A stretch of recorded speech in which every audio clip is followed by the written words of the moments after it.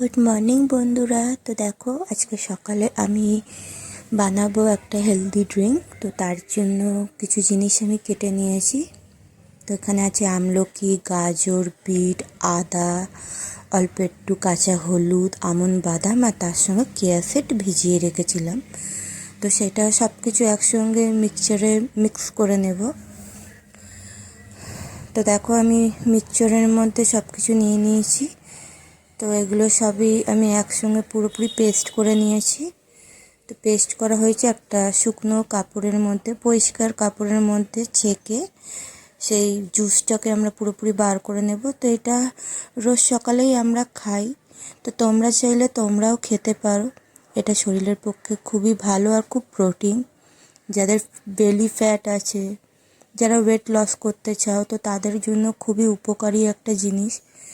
তো এটা তোমরাও চাইলে তোমরা বানিয়ে খেতে পারো। আমরা তো প্রতিদিনই খাই।